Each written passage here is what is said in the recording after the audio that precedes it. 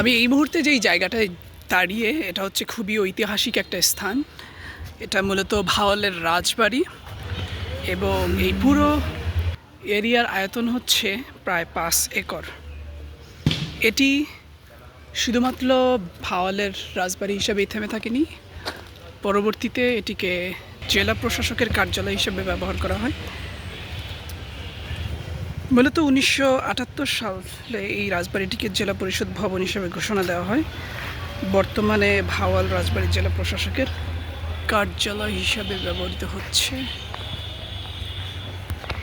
দোতলা এই জমিদার বাড়িটিতে সব মিলিয়ে প্রায় 365টি কক্ষ রয়েছে।